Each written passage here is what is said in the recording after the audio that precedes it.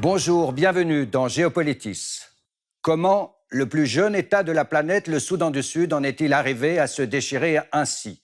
6 ans après son accession à l'indépendance, le Soudan du Sud est livré à l'escalade des violences. La situation humanitaire y est dramatique.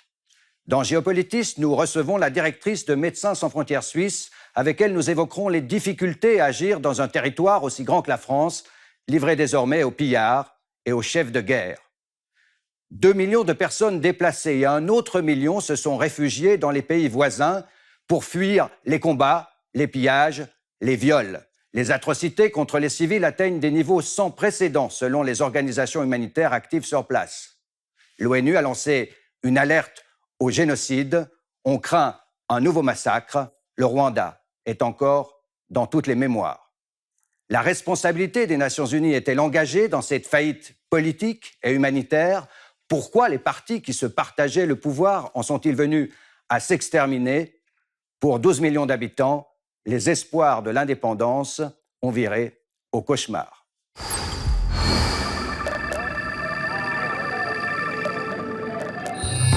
Le Soudan du Sud est le plus jeune État de la planète. Indépendant depuis janvier 2011 après un référendum massivement remporté par le oui, 98,83% selon les résultats officiels. C'est alors l'espoir de la paix, enfin, pour le Soudan du Sud et ses 12 millions de citoyens, après 40 années de conflit. Le Sud, majoritairement chrétien, n'avait jamais vraiment trouvé sa place au sein du Grand Soudan, majoritairement musulman. La mauvaise redistribution des richesses, l'imposition du droit musulman par le Nord ont alimenté les mouvements de rébellion contre le régime de Khartoum.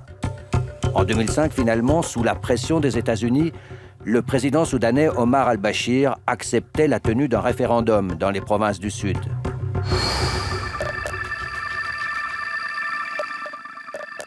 L'unanimité qui semblait prévaloir au tout début de l'indépendance n'a pas tenu bien longtemps. En 2013, c'est la rupture entre le président Salva Kiir et son vice-président Riek Machar, soupçonné de préparer un coup d'État. Dans la capitale Juba, des affrontements éclatent entre les partisans des deux leaders. Rapidement, les violences se répandent dans les provinces, épousant des lignes de fracture historiques et ethniques. D'un côté, les Dinka, ethnie du président, de l'autre, les Nuer, ethnie de Riek Machar. D'autres lignes de fracture se superposent entre catholiques et protestants presbytériens. En toile de fond, le contrôle des champs de pétrole, unique richesse du pays. Après l'échec d'un cessez-le-feu signé en août 2015, le pays se fragmente davantage, livré à des combattants dont on ne sait pas toujours à qui ils obéissent. L'ONU dénonce un risque élevé de génocide au Soudan du Sud.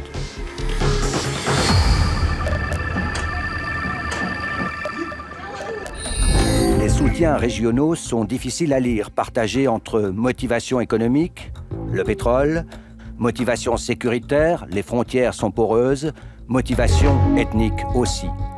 L'Éthiopie semble appuyer le camp de Riek Machar. Le Soudan soutient officiellement le gouvernement Kiir, mais fournit simultanément un appui militaire aux rebelles qui contrôlent les gisements de pétrole. L'Ouganda, qui recueille l'essentiel des réfugiés ayant fui le territoire, se range aux côtés du président Kiir. La communauté internationale, l'ONU, impuissante, il n'y a actuellement aucune perspective politique. C'est un conflit parti pour durer. Bonjour, Christine Jammet. Bonjour. Vous dirigez ici à Genève les opérations de Médecins sans frontières suisses. Oui. Le Soudan du Sud est une des plus grosses de vos actions. Quelle est la situation là-bas? Est-ce qu'on est dans un processus de génocide? Alors, processus de génocide, c'est toujours une terminologie compliquée pour nous, en tout cas, en tant qu'organisation humanitaire, de statuer. Aujourd'hui, nous, ce qu'on peut dire par rapport au Sud-Soudan, c'est qu'il y a des violences généralisées au niveau du pays, dans plusieurs endroits, sur le sud du pays, sur l'est du pays, qui mettent face à face différents groupes armés qui sont quand même souvent difficile à identifier ou à catégoriser, soit gouvernementales, soit forces d'opposition. Mais résultat des courses, c'est des populations qui fuient la violence, et ce, depuis des mois maintenant. Et les lignes de fracture ne sont pas seulement ethnique? Non, absolument pas. Alors effectivement, on a tendance à simplifier l'analyse de cette situation en disant c'est les Dinka contre les Nuer, mais c'est beaucoup plus compliqué que ça. Il y a des fractions au niveau du groupe Nuer, il y a des dissidences au niveau du groupe Dinka. Aujourd'hui, c'est plutôt une situation de groupe, de gang, pour le contrôle des ressources, du territoire, parce qu'il n'y a plus réellement de leadership. La FAO, le Programme alimentaire mondial, ont déclenché un état de famine au mois de février dernier. Est-ce que vous êtes, vous, MSF, confronté à une situation de famine? Alors, avec nous, avec Médecins sans frontières, on est quand même répartis avec des structures de santé de façon assez égalitaire à l'intérieur du pays, que ce soit dans toutes les zones, celles affectées par les conflits, mais celles aussi un peu moins affectées. Ce qu'on peut voir aujourd'hui, c'est que sur les zones particulièrement au cœur du conflit, c'est-à-dire celles qui sont au niveau de la fracture de l'état de l'unité, effectivement, là, c'est des zones très difficilement accessibles parce qu'il y a des combats dans un sens, dans l'autre, du nord, du sud, de l'est, de l'ouest, et c'est très difficile de déployer des interventions. Par contre, quand on arrive à y aller, effectivement, on retrouve des populations qui subissent toutes ces violences et qui aujourd'hui, effectivement, n'ont pas pu planter. Quand elles fuient les violences d'un côté, peuvent pas forcément amener leur nourriture. Donc on a des situations ponctuelles sur des endroits ponctuels de malnutrition assez généralisée, mais ce n'est pas le cas de tous les projets qu'on a au Sud-Soudan. La situation sécuritaire, on l'a vu, est désastreuse. On va rappeler tout de même qu'il y a eu 82 travailleurs humanitaires qui ont été tués au cours de ces 3 dernières années. Comment faites-vous pour agir? Quels sont les obstacles quotidiens à votre action? Alors, outre la violence, qui est quand même pour nous la condition primaire qui rend difficile nos actions, parce qu'il y a des endroits où on voudrait aller, mais on n'a pas la certitude de pouvoir négocier un accès avec les forces sur place en contrôle des territoires. Donc il faut renégocier localement avec les commandeurs locaux notre possibilité de déploiement. Mais aujourd'hui, en gros, ce pays a des structures de santé qui sont complètement quasiment inopérante. Donc on travaille dans les centres de santé, on fournit des médicaments, on fait les soins basiques qu'on peut faire, on permet des soins d'hospitalisation, mais c'est qu'une petite fraction, malgré, comme vous le disiez au départ, que c'est une de nos opérations majeures à travers le monde, ça reste seulement une petite réponse par rapport à l'état des besoins qui sont plus du tout couverts par l'État aujourd'hui. Brièvement, il y avait une belle unanimité, semble-t-il, au moment de l'indépendance. Tout cela a volé en éclats. Comment vous l'expliquez? Alors, bon, moi je pense qu'on est quand même dans un pays qui est très récent, qui est un pays qui s'est créé suite à une guerre prolongée avec le Nord. Aujourd'hui, les personnes qui étaient dans le gouvernement jusqu'en juillet l'année dernière sont en fait des figures historiques. C'était les chefs de la rébellion contre le Nord-Soudan. Donc c'est un petit peu différent d'être chef de rébellion et puis après d'être en gestion d'un pays, de devoir engager un processus démocratique avec des groupes armés, avec des groupes de gens qui n'ont jamais connu système démocratique, où on est quand même dans un État où le niveau d'éducation est extrêmement limité parce qu'il n'y a pas de développement, il n'y a pas de route, il n'y a pas d'infrastructure. C'est les pays les plus pauvres du monde, il faut le rappeler. Etc. Ouais. Donc les défis sont énormes pour pouvoir arriver à un pays avec une stabilité. Alors, une fois de plus, les Nations Unies jouent les pompiers. Elles ont envoyé sur place un contingent, une force d'interposition, actuellement 13 000 hommes. C'est une force qui est extrêmement critiquée, comme nous le rappelle Mélanie Ohayon. C'est incontestablement un échec pour les Nations Unies, incapables de maintenir la paix. Un échec aussi pour les casques bleus de la mission de l'ONU au Soudan du Sud, la MINUS, chargée de protéger les civils. Le mandat des troupes a été péniblement renouvelé fin 2016 pour 1 an. Péniblement car la mission onusienne a été récemment épinglée dans un rapport accablant. Les faits reprochés remontent à juillet dernier. La capitale Juba est alors en proie à une flambée de violence. Dans cet embrasement, en quelques jours, plus de 300 morts, des milliers de déplacés, viols en série notamment à proximité des bases de l'ONU. L'intervention des casques bleus, chaotique et inefficace, tranche le rapport. Rédigé par un expert indépendant, le récit dépeint des militaires incapables d'assurer la protection de la population. Dans la foulée, le secrétaire général des Nations Unies, Ban Ki-moon, limoge le commandant kényan de la MINUS. Vexé, le Kenya procède immédiatement au retrait de ses 1000 soldats impliqués dans le pays. La mission est déployée au Soudan du Sud depuis 2011. Budget annuel, plus d'1 milliard de dollars. Contingent militaire de 13 000 hommes, le Conseil de sécurité a approuvé 4 000 renforts supplémentaires. Suffiront-ils à sortir le pays du chaos ? Christine Jammet, 4 500 hommes supplémentaires, qu'est-ce qu'on peut attendre de ce renforcement ? Bon, déjà, ces 4 500 hommes supplémentaires, on les attend depuis quasiment un an. Bon, après, il faut être assez réaliste. C'est un pays qui est vaste. Les populations sont dispersées à travers tout le territoire.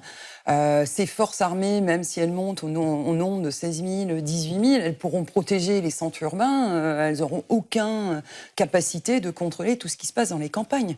Et les gens, ils ne vivent pas en centre urbain. Les gens vivent dans les campagnes, ils ont du bétail, ils ont des champs à planter. Donc, sincèrement, je ne vois pas tellement ce que ça va faire en termes de différence. Alors, il y a les casques bleus sur le terrain, c'est difficile. Est-ce qu'il ne faut pas considérer aussi que pour les Nations Unies, la naissance de ce nouvel État, le chaos actuel, c'est une faillite politique ? Alors, on peut en tout cas dire que ce pays est une faillite. Aujourd'hui, on est dans un système économique qui n'est même plus un système économique. On a une monnaie qui vaut absolument plus rien. On a la première source de revenus du pays, qui est le pétrole, qui très clairement aujourd'hui... ça ramène quasiment plus rien au niveau du pays. Donc on est dans un État failli. Après, la responsabilité à qui ? Les Nations Unies probablement, mais probablement aussi un manque de capacité locale, de pouvoir mettre en place un minimum d'institutions démocratiques. Et puis, je pense aussi important de faire attention, de ne pas vouloir mettre en place des solutions toutes faites pour un pays comme le Sud-Soudan, qui est un pays très récent, qui a sa propre culture et qui a son pays de nomades, de bergers. Absolument, et je pense qu'on ne peut pas calquer des mécanismes qu'on connaît, qui ont fonctionné dans d'autres pays, sans les adapter à la culture spécifique de ces populations qui n'ont pas du tout le même historique démocratique que nous, le même développement, etc. Est-ce que vous pensez que les pays voisins, je pense notamment au Soudan, ancienne puissance tutélaire, est-ce qu'ils peuvent jouer un rôle pacificateur, modérateur ? Bon, le Soudan, je pense qu'il a tout intérêt à ce que le Sud-Soudan se stabilise. Il a vécu du temps de la guerre des vagues de réfugiés du Sud-Soudan sur son territoire. Et je Encore pense aujourd'hui, plus de 100 000 aujourd'hui, sont arrivés, voilà, je crois, et je pense qu'il n'a pas du tout envie de revoir arriver des milliers de personnes sur son territoire, des milliers de personnes qu'il devra prendre en charge. Donc il a tout intérêt à ce que le Sud-Soudan se stabilise et que les populations puissent rester sur le territoire sud-soudanais. En plus, je pense qu'il a un intérêt économique, effectivement, que le Sud-Soudan continue à produire le pétrole, puisqu'il en bénéficie également par rapport au niveau de production. Donc, moi, je pense qu'il a tout intérêt à jouer ce rôle de médiation. Vous pensez que c'est un conflit qui est parti pour durer ? Sincèrement, oui. Je pense qu'on y a tous cru en 2011 quand il y a eu la signature de l'indépendance. Maintenant, aujourd'hui, après les événements de 2013, maintenant on parle des événements de 2016. Et aujourd'hui, la situation, c'est difficile de trouver une lumière au bout du tunnel, on va dire. Parce que quels peuvent être les différents acteurs qui vont accepter de s'asseoir autour de la table pour essayer de trouver des compromis ou des consensus ? Aujourd'hui... moi, j'ai du mal à voir comment ça va se passer. Et on estime, nous, en tout cas, en tant que Médecins sans frontières, qu'on est certainement là pour encore probablement des décennies. Des décennies. Des décennies. Merci, Christine Jammet. Merci de votre témoignage. À bientôt. Merci à vous.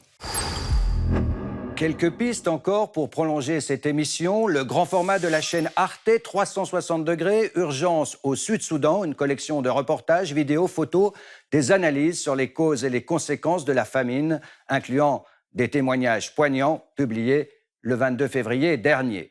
Un dossier du Courrier international Soudan du Sud, le pays qui n'aurait pas dû exister, avec un éclairage et des cartes pour mieux comprendre la fragmentation ethnique de ce jeune État en proie désormais au chaos.